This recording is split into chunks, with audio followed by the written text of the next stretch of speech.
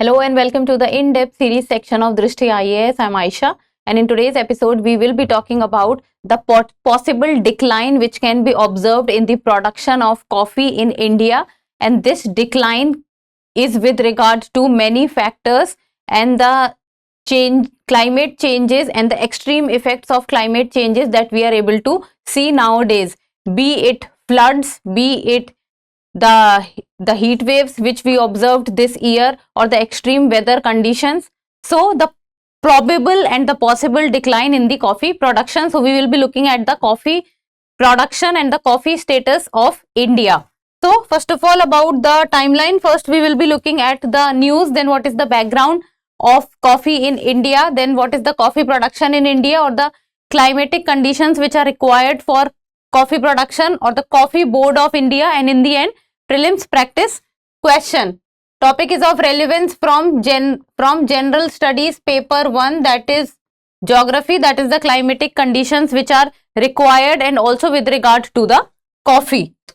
The news talks about the journey of coffee in India and the Soliga community's role in conservation. So we will basically be looking into the aspect of coffee in India, and as we move forward, Drishti IAS has come up with the IAS GS foundation course covering both prelims and mains in English medium in offline manner. So the Lucknow batch is starting on 29th of November and the Prayagraj batch is starting on 2nd of January. If you have any query, give us a call at 8010440440. And the Drishti IAS Mukherjee Nagar classes has now been shifted to Noida. So if you are traveling by the metro station, the nearest metro station is Noida sector 15 and the exact address is C171/2 block A sector 15 Noida, Uttar Pradesh. So it is walking distance from Noida sector 15 metro station, and the Hindi medium batches are starting from 9th of December and the English medium batches are starting from 12th of December. You feel any problem with regard to the new location of Drishti IAS in Noida, give us a call at 9311406440, or the location link is given in the description box. And also if you want to receive a call from Drishti IAS, then also the form is given in the description box. So fill out the form and then Drishti will call you, or Drishti will come in contact with you. Keeping in mind the prelims and the mains preparation for the 2025 year, Sambhav 2025 has been launched. So this is a new program by Drishti IAS and this will cover both your prelims and mains of the year 2025, and this is getting launched on 2nd of December. What you can expect in this? So daily you will get prelims practice question around 10, then there will be an in-depth analysis of the PYQs, then 2 mains practice question daily, detailed explanation and real-time ranking of everyone, then open access to all aspirants and complete coverage of general studies and current affairs. So this program is getting launched on 2nd of December, and also you can access this by going on the Drishti website. So the Public Library of Science, it has talked about and it has predicted an overall decline in the world's suitable growing land for Arabica coffee by the year 2050. So it talks about that in the coming time there will be, or there can be, a decline in the coffee production. Then the Coffee Board of India has also hinted that India's coffee production for the year 2024-25 may see a significant drop. So the Coffee Board of India and the Public Library of Science both are predicting and hinting that there can be a decline in the coffee production. And this is due to plant and berry losses which has been caused by the high temperatures, heavy rainfall and landslides in key growing regions. So when we talk about the key growing or the coffee growing regions of India, so that is the Western Ghats and the Eastern Ghats, and specifically in the state of Karnataka and Kerala. Now the background of coffee. So coffee was introduced in India during the late 17th century. So Dutch, who occupied much of India throughout the 17th century, they helped spread the cultivation of coffee across the country. Then with the arrival of the British, so it is the British which majorly made this a popular, you can say a popular drink in India. So arrival of the British in the mid 19th century commercialized coffee farming and it flourished completely. Then British set up an experimental plot in Kerala and the coffee plantation or the coffee planting came to the Nilgiris, Coorg and other parts, and it is the Nilgiri and the Coorg region which is most famous for the coffee production, and Karnataka is the largest producer of coffee in India and which accounts for nearly 70% of the total coffee production which takes place in India, and it is followed by Kerala. So Karnataka is around 70% and Kerala is around 23%. So majority of the coffee production takes place in Karnataka and Kerala. Now the status of coffee production in India. So India is the sixth largest coffee producer and the fifth largest exporter. So when it comes to aspect about production of coffee, then India is sixth largest, and when it comes to export of coffee, then India is fifth largest globally, and this accounts for 3.14% of global coffee output. So global coffee output, India accounts for 3.14%.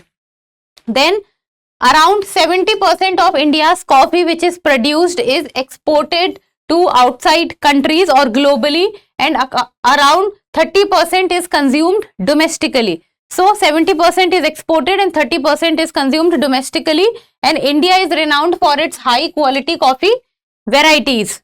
Then India produced around 3.6 lakh metric tons of green coffee in the year 2023-24. So green coffee production is also on a rise.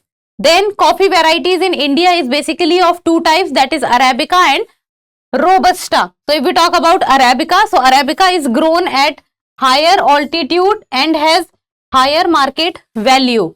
Then comes Robusta, and that is known for its strength and use in various blends. So Arabica and Robusta. Then what is the causes of declining coffee output? So if there are hints that the coffee production will be declined, so what are the reasons for it? So first and foremost is the prolonged drought and also the soaring temperature during the April-May period. So the heat waves which was caused because of the changing temperature and also one of the causes of the climate change. So that is also one of the point. So prolonged droughts and rising temperature. Then comes the next point, and that is the heavy rainfall which caused severe issues like berry dropping, stalk rot and wet foot conditions, and the problem of flooding was also caused. So as the majority of the production of coffee takes place in Karnataka and Kerala, and in the Wayanad region of Kerala there was huge landslide problem and the flooding problem which took place. So these are the kind of problems or the extreme weather events which has caused the decline in the coffee production. Then landslides in key coffee growing areas like Wayanad has resulted in significant plant and plantation losses. Then comes that these combined factors have led to an estimated yield loss of around 15 to 20%. So if the yield loss is around 15 to 20%, so you can expect that the number of or the coffee production will decline. Now climatic conditions which are required for the production of coffee, that is the climate which is required is hot and humid. Temperature is around 15 degrees Celsius to 28 degrees Celsius. It must not go above 30 degrees Celsius. Rainfall is from 150 to 250 centimeters. Then frost, snowfall or high temperature more than 30 degrees Celsius and strong sunshine is not good for coffee crops. So frost, rainfall and high temperature, they are not good for the production of coffee. Then dry weather is necessary at the time of ripening of the berries. So dry weather. Then if we talk about the soil type, then the laterite soil. So laterite soil is most preferred for the production of coffee as it is rich in iron, aluminium, it is well drained and commonly found in areas with lots of rainfall. So soil is laterite soil and it must also contain good amount of humus in it. It is well drained, has iron and aluminium also. Now about the Coffee Board of India. So Coffee Board of India is a statutory organization. It means it has been made by an act, and the name of the act is Coffee Act of 1942. Then it functions under the control of Ministry of Commerce and Industry.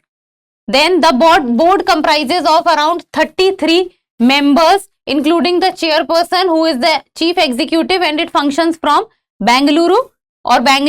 And the focus areas of the Coffee Board of India is research, extension, development, market intelligence, external and internal promotion for coffee. So every aspect which is related to coffee is what the Coffee Board of India deals with. Statutory organization, Coffee Act 1942, under the control of Ministry of Commerce and Industry. So this was it, and in the end, a prelims MCQ. You people need to tell me the answer in the comment section, and it is a PYQ of the year 2010. So it talks about, though coffee and tea both are cultivated on hill slopes, there is some difference between them regarding their cultivation.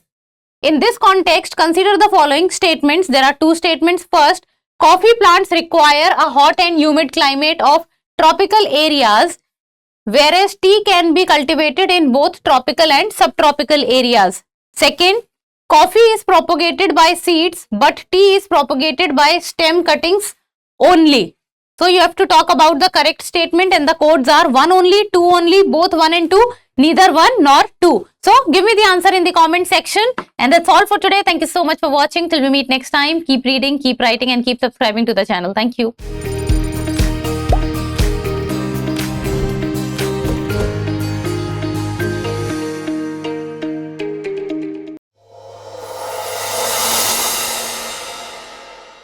For more informative content, like, share and subscribe, and do not forget to press the bell icon to get the notifications.